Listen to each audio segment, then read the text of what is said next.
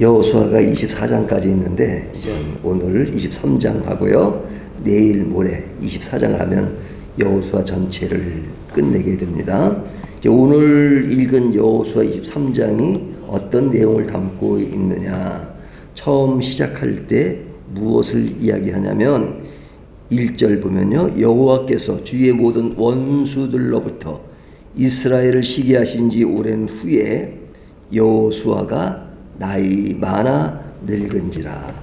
나이 많아 늙은지라. 이게 여호수아가 이제 나이가 많아 늙었다 하는 그 이야기를 합니다. 뭐 그 이야기 정도로 끝나는 것이 아니라 14절을 보면 그렇게 말하죠. 14절 보라 나는 오늘 온 세상에 가는 길로 가려니와 너희의 하나님 여호와께서 이렇게 나오죠. 나는 오늘 온 세상에 가는 길로 가려니와 내 인생의 이제 마지막이 되었다. 그래서 이 설교가 여호수아의 마지막 권면 설교라고 할 수 있죠. 그러니까 이 내용이 다른 때보다도 뭐 좀 더 이렇게 무게감 있게 느껴지는 이유가 그의 인생의 모든 것을 다 담고 마지막으로 하는 이야기이기 때문에 굉장히 큰 무게감이 있습니다.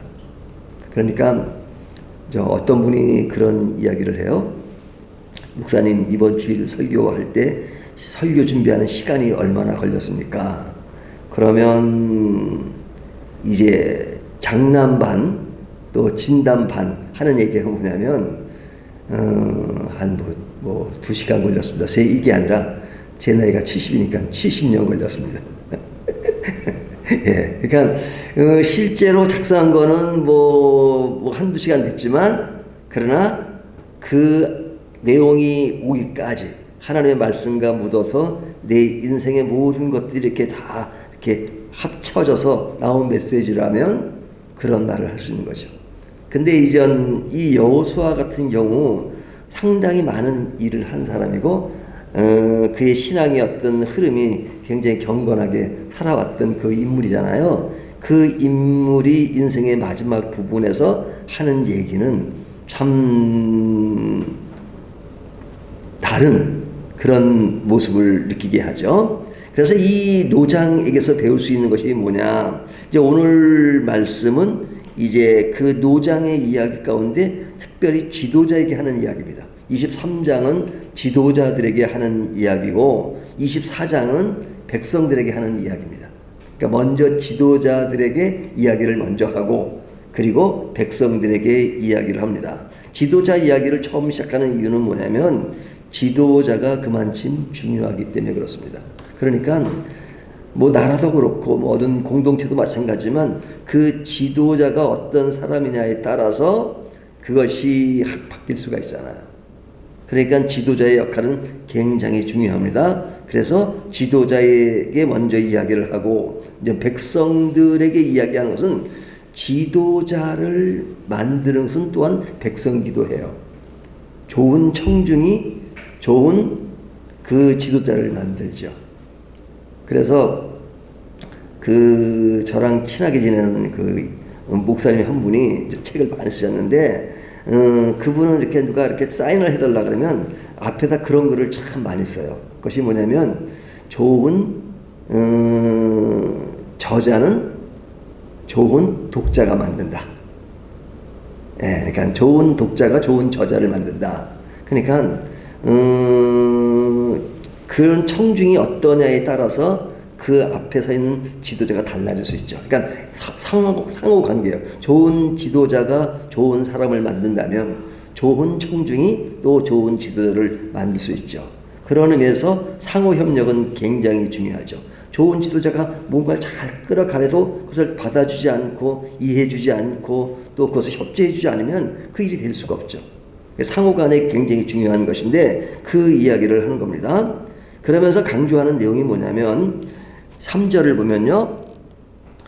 너희 하나님 여호와께서 너희를 위하여 이 모든 나라에 행하신 일을 너희가 다 보았거니와 너희의 하나님 여호와 그는 너희를 위하여 싸우신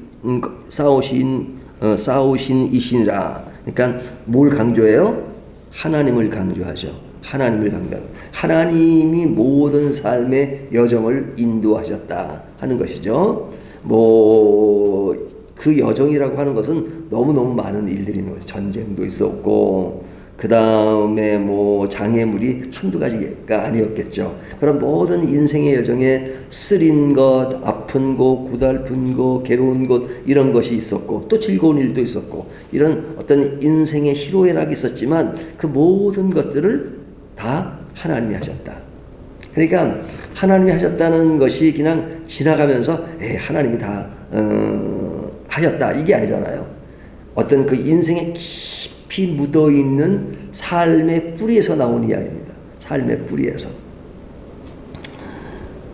그러니까 같은 이야기를 하더라도 그 내용의 깊이가 있을 수 있죠.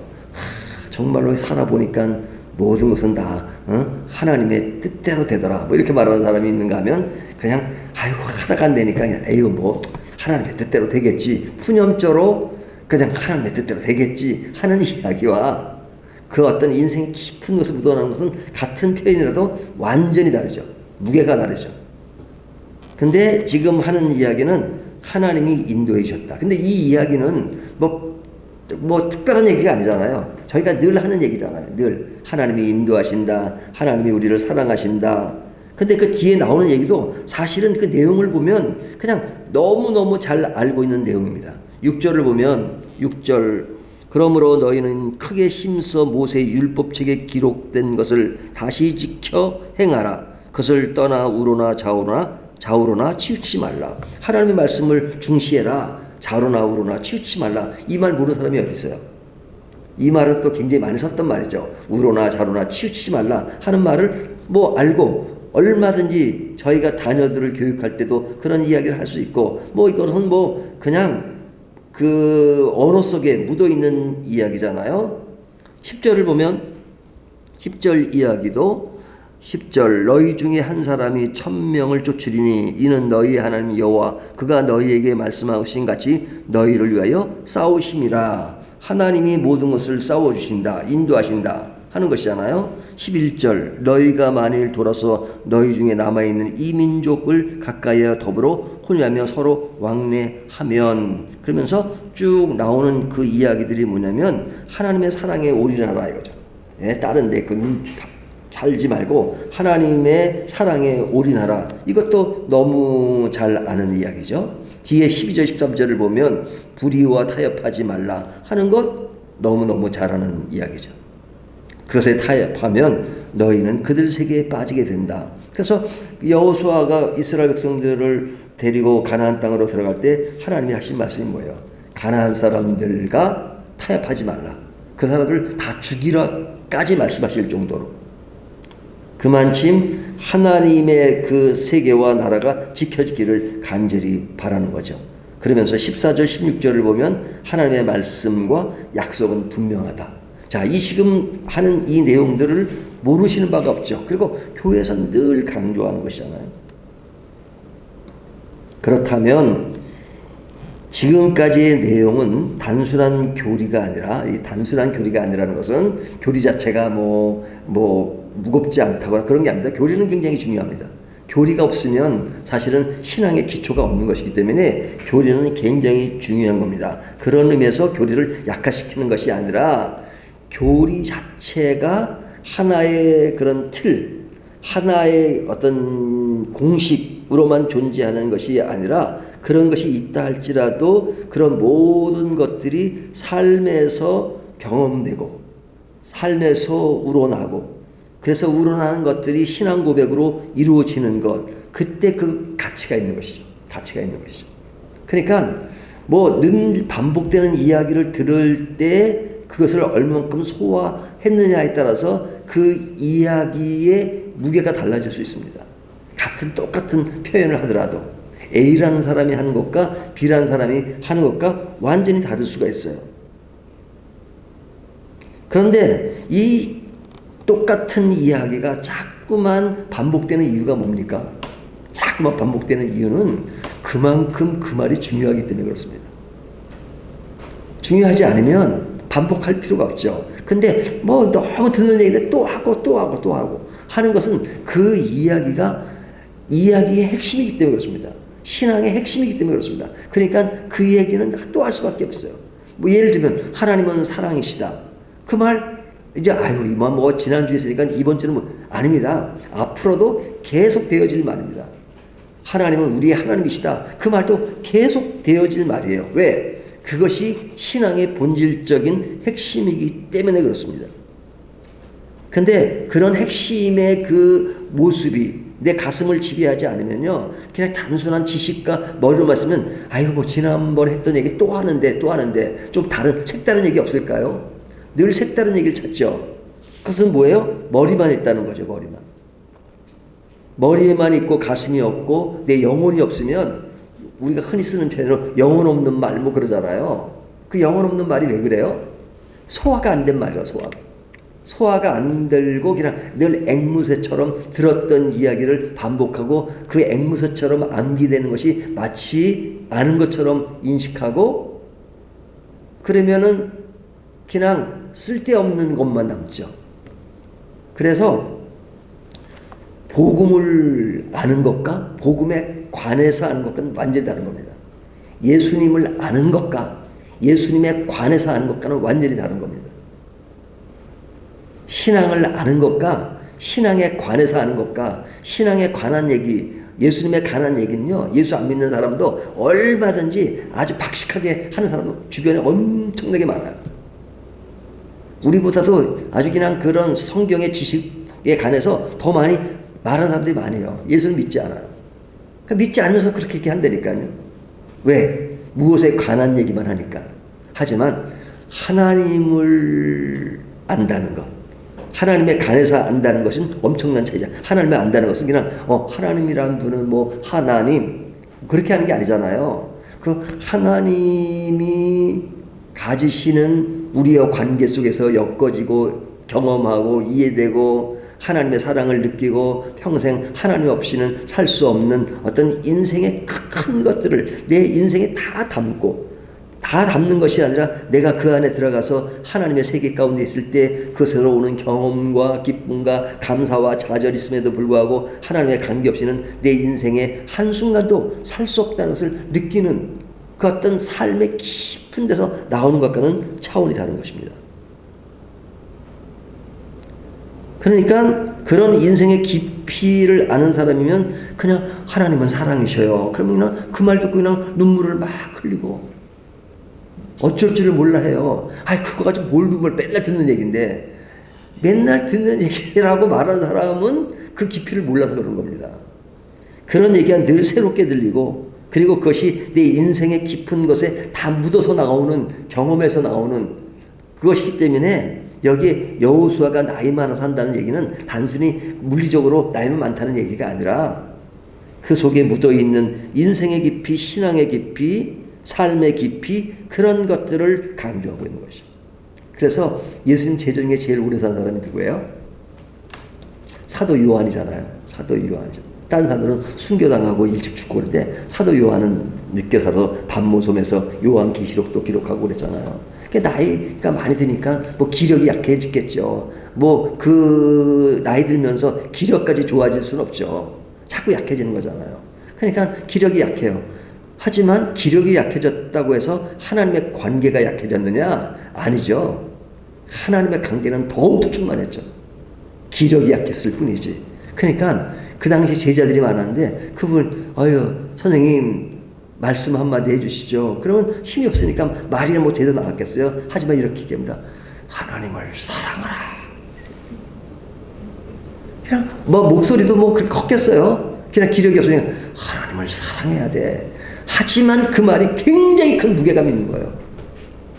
그 한마디가 다른 사람이 10마디, 100마디 하는 것보다도 그 사도 요한이 했던 하나님은 사랑이셔. 하나님을 사랑해야 돼. 그 말이 굉장히 무게감이 있는 건 뭐예요?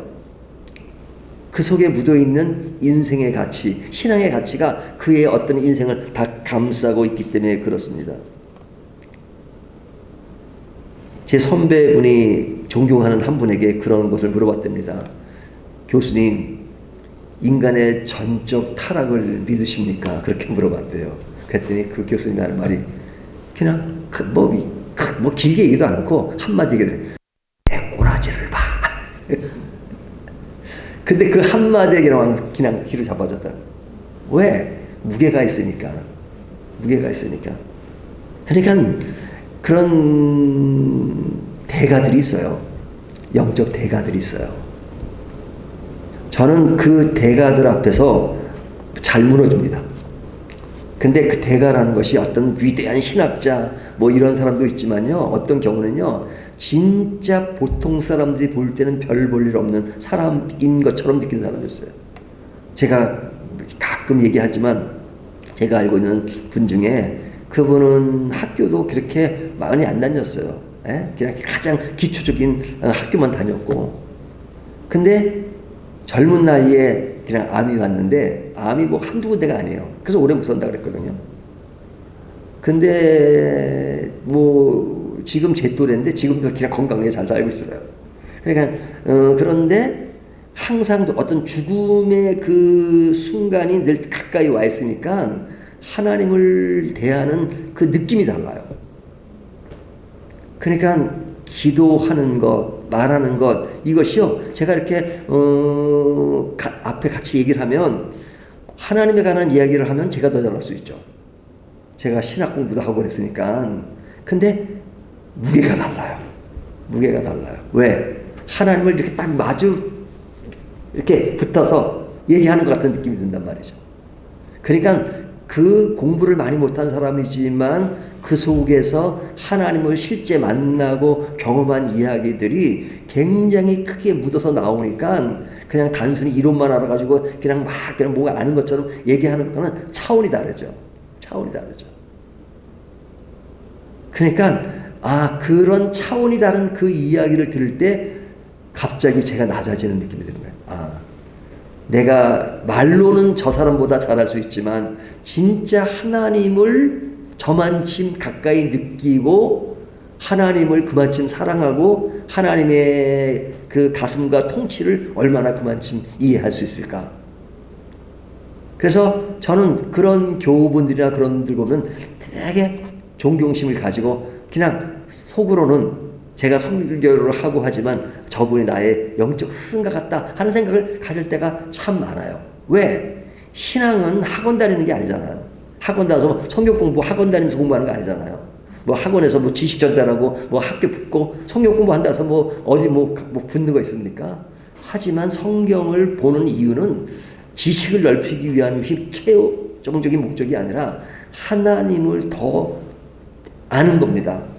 하나님을 아는 지식. 그 하나님을 아는 지식이 그냥 머리에서 지식이 아니라 하나님이 내 가슴 속에 있고 내가 하나님의 가슴 속에 있는 하나님의 가슴과 통치를 이런 말을 어떻게 표현할 수도 없어요. 하지만 그냥 그래도 그나마 가까이 표현한다면 제 표현식은 하나님의 가슴과 통치를 이해하는 것이다. 이런 것이죠. 그래서 이런 것은 굉장히 큰 것이죠. 제일 무서운 사람이 어떤 사람인 줄 아세요? 한 권의 책을 읽은 사람이에요. 한 권의 책을. 한 권의 책을 읽고 다 아는 것처럼. 하지만 10권, 100권, 1000권 책을 읽은 사람은요. 그냥 내가 이 부분에서 모르는 게 더 많구나. 모르는 것이 더 많다는 것 때문에 겸손해져요. 한 권의 책을 읽은 사람은 모든 인생을 그 한 권의 책에 다 담으니까 자기가 다 아는 것처럼 생각하죠. 그런 사람들이 말하는 내용을 보면 자기가 세계적이다. 뭐다. 세계가 얼마나 넓은지. 그런 말들을 옛날 사람들이 얼마나 많이 했는데 자기가 새로운 것처럼 해요. 왜? 모르니까. 한 권의 책이 있으니까. 하지만 넓게 보면 지금까지 했던 사람들에 보면 나는 늘 하늘나라에 새 것이 없구나. 내가 하는 말이 새로운 거 깨달은 것 같지만 이미 옛날 사람들이 다 얘기했던 이야기들이고.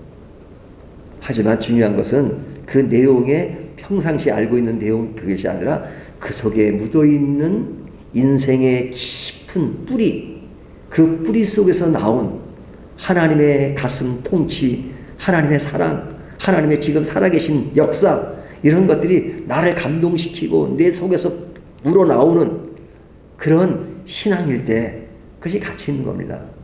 저는 우리 밝은 교회 모든 성도님들이 그냥 진짜 어떤 지식만 넓히는 그런 신앙이 아니라 영혼 깊은 곳에서 하나님의 사랑과 은혜가 묻어나오는 그런 신앙. 그래서 저희가 연세 드신 분들이 많잖아요. 신의교회라고 그러잖아요. 신의교회 장점이 뭡니까? 인생의 깊은 경험이 젊은 사람들이 알 수 없는 그 세계가 있는 거잖아요. 같은 얘기를 해도. 그러니까 우스갯소리로 젊은 사람들이 막 그러면 나는 너희처럼 젊었지만 너희들 늙어봤어? 그런 얘기를 한다 그러잖아요. 그게 늙어봤다는 게 단순히 어떤 물리적인 나이뿐 아니라 인생의 깊은 측면이죠. 그래서 신앙은 하나님에 대한 이해, 인생에 대한 이해, 삶에 대한 이해, 이런 것들이 묻어나서 종합적으로 되었을 때 그 신앙은 정말로 감격스러운 겁니다. 그러니까 그런 인생에 묻어있는 사람들에게 모이면요, 그렇게 깊은 얘기 안 해도요, 늘 감동이에요. 하나님은 진짜 좋으신 분이에요. 좋으신 하나님. 그러면 그냥 그것이 감사하고 감동인 거예요. 왜? 인생의 깊이가 있기 때문에. 그 깊이 있는 인생을 함께 마음속에서 우러내는 저와 여러분이 되시기를 주님의 이름으로 축원합니다.